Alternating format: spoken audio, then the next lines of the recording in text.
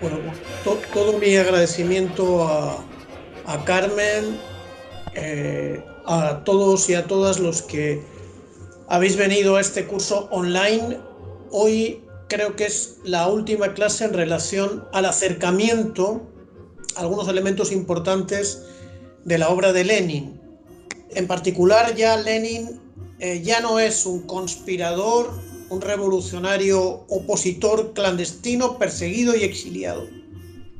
Un teórico, un pensador, un luchador político. Ahora ya es un hombre de Estado y se tiene que enfrentar con una tarea gigantesca muy compleja.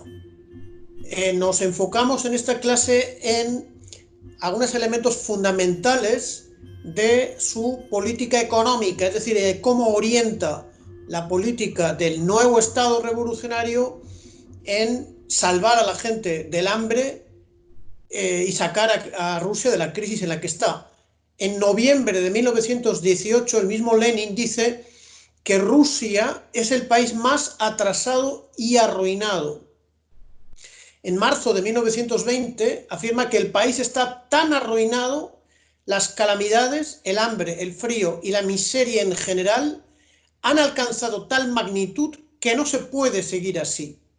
En marzo de 1921 se refiere a Rusia como un país increíblemente arruinado, con un gigantesco predominio de los campesinos igualmente arruinados.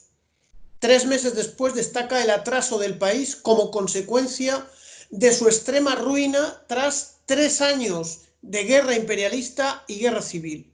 Y en 1922 recuerda el hambre y desbarajuste de la posguerra, una situación muy complicada.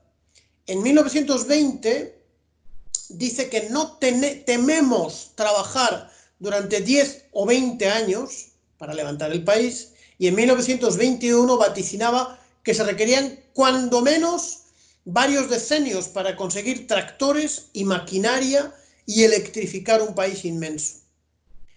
Si el plan electrificador del que hablamos después, impulsado por Lenin en 1920, prevé que para 1935 estarían funcionando 30 centrales eléctricas con una potencia de 1,75 millones de kilovatios, la realidad de la construcción económica, ya una vez muerto Lenin, es que en 1935, el año que ponía Lenin, ya funcionaban 40 centrales con una potencia de 4,07 millones de kilovatios, cumpliendo al 233% el sueño de Lenin, que había fallecido en 1924. Lenin afirma en abril de 1918 un capítulo de su artículo Las tareas inmediatas del poder soviético al aumento de la productividad en el trabajo, que considera sustancial para la implantación del socialismo. Al año siguiente insiste en que el capitalismo solamente será vencido cuando la productividad del trabajo del modo de producción socialista sea superior. La productividad del trabajo, dice, es en última instancia lo más importante, lo decisivo para el triunfo del nuevo régimen social. El capitalismo consiguió una productividad del trabajo desconocida bajo el feudalismo, y el capitalismo podrá ser y será definitivamente derrotado porque el socialismo logra una nueva productividad del trabajo muchísimo más alta. Es una labor muy difícil y muy larga, pero lo esencial es que ha comenzado.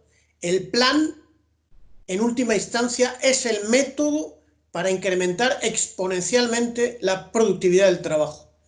En la Rusia de 1920, la producción industrial era el 1% de la productividad de los Estados Unidos, y en 1929 aproximadamente un onceavo de la de los Estados Unidos, pero en la década de los años 50 dicha productividad alcanzó un tercio de la norteamericana. El primer ensayo general de un plan industrial realizado en vida de Lenin fue el plan soviético de electrificación de 1920. El ensayo general del plan económico fue el plan de electrificación de 1920. El jefe del gobierno soviético, en los años 80, Tijonov, reconoce que la experiencia atesorada en la confección del primer plan prestó más tarde un servicio inapreciable en la tarea de elaborar los planes quinquenales. Es por eso que debemos detenernos en estudiarlo. Rápidamente después de tomar el poder, Lenin sabe que es indispensable organizar, abro comillas, un plan de conjunto en una escala inmensa, en escala nacional y en cierta medida en escala internacional, mundial, para la gran sustitución del trabajo esclavizado por el trabajo para sí propio, cierro comillas. Sabe Lenin que ese plan requiere inmensos esfuerzos de organización y una enorme iniciativa organizadora por parte del proletariado, pero no sabe concretamente cómo llevar adelante semejante plan. En ningún momento de la historia de la humanidad la construcción económica se ha organizado en torno a un plan. Reconoce que no tienen experiencia ni un plan definido con detalle sobre cómo desarrollar la economía. Dice en mayo de 1918 que sabemos que la labor de organización lleva implícita obligatoriamente para nosotros multitud de experimentos, multitud de pasos, multitud de modificaciones, multitud de dificultades. En este terreno carecemos de experiencia. El inventor del plan, que es el poder soviético, comenzó su práctica en ese terreno inexplorado por un primer plan sectorial, pero con vocación de influir en toda la economía y en las relaciones sociales, el plan de electrificación. Ya en abril de 1918, Lenin solicita a la Academia de Ciencias, abro comillas, formar varias comisiones de especialistas para confeccionar con la mayor rapidez posible un plan de reorganización de la industria y del ascenso económico de Rusia. Dicho plan debe prestar una atención singular a la electrificación de la industria y del transporte y al empleo de la electricidad en la agricultura. Un científico soviético recuerda que el plan de 1920 era de carácter económico, pero implicaba al mismo tiempo un programa de transformaciones cualitativas profundas de toda la sociedad y de todo el sistema de relaciones sociales, siendo de por sí un plan de creación de la base material y técnica del socialismo con fundamento en la electrificación, tenía por objeto fortalecer el papel dirigente de la clase obrera en la sociedad, consolidar la alianza de los obreros y los campesinos y desarrollar la democracia proletaria. Como indica un escritor francés, Louis Aragon, la industrialización planificada va a crear un nuevo proletariado cuya moral y cuyo ideal se forjan en el trabajo colectivo. El plan forja el hombre nuevo. Lenin llega a la conclusión de que para construir el socialismo es necesario contar con una nueva base técnica, abro comillas. Esa nueva base técnica es la electricidad. Sobre esa base hemos de construir todo.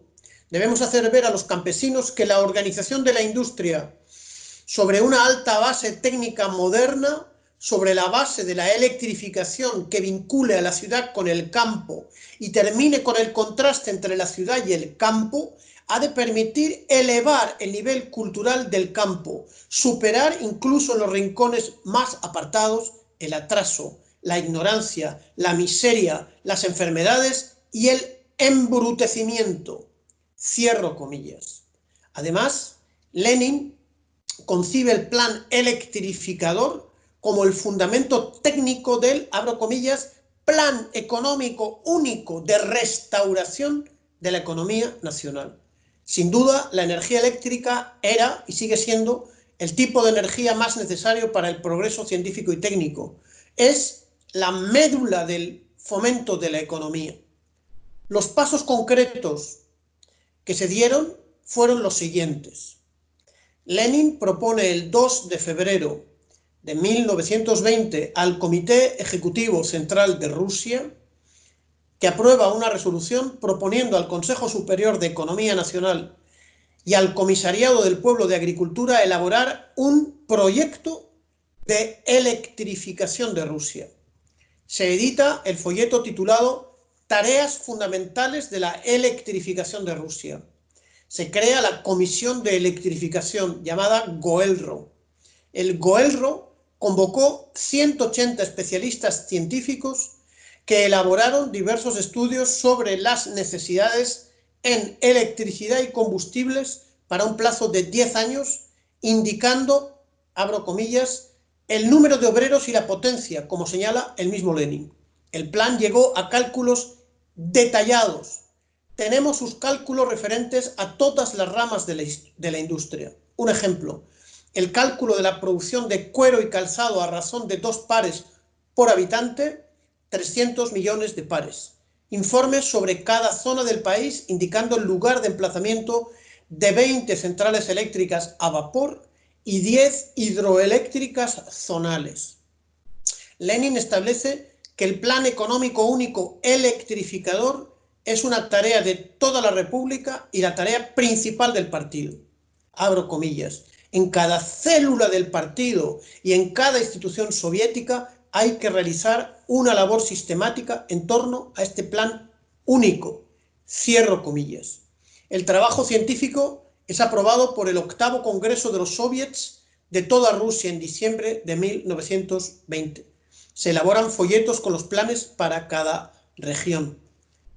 El Congreso Nacional de Electrotécnicos, en agosto de 1921, se convoca para examinar con detalle esta obra y la aprobación definitiva por el gobierno, por el Consejo de Comisarios del Pueblo. Las dificultades son enormes por la inmensa extensión del territorio y porque ningún dirigente estatal tiene experiencia ni sabe concretamente qué hacer. Lenin pelea en 1921 con los dirigentes que dan órdenes sin conocer con detalle el problema, tratando de imponerse al criterio de los científicos. Lenin lo llama asesinato puramente burocrático de la obra viva. Dice que los comunistas no tienen que mandar, abro comillas, sino abordar a los especialistas de la ciencia y la técnica con extraordinario cuidado y habilidad, aprendiendo de ellos y ayudándolos a ampliar su horizonte, partiendo de las conquistas y los datos de la ciencia respectiva, teniendo presente que un ingeniero no vendrá al comunismo sino a través de los datos de su ciencia. Es preciso aprender a ser modestos y respetar el trabajo útil de los especialistas de la ciencia y de la técnica, cierro comillas. Lenin insiste una y otra vez en, abro comillas, apreciar a todos los especialistas como único patrimonio de la técnica y la cultura, sin el cual no puede haber nada. Los técnicos, ingenieros, estadísticos, economistas, contables, químicos, agrónomos y otros especialistas tienen una función vital en la elaboración y ejecución de este plan y en la marcha de los diversos proyectos industriales. Añadimos un cuadro que lo tenéis en la carpeta del curso sobre el aumento de la producción eléctrica, no me voy a poner ahora a dar numeritos, y otro cuadro sobre el crecimiento de la energía suministrada por las plantas eléctricas.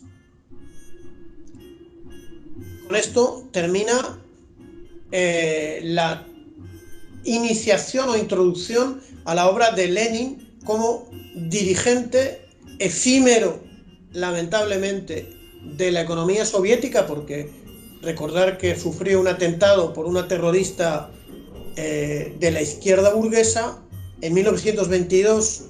Ya cayó muy enfermo y terminó por morir en 1921.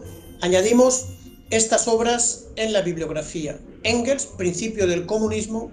Engels, Introducción a la dialéctica de la naturaleza.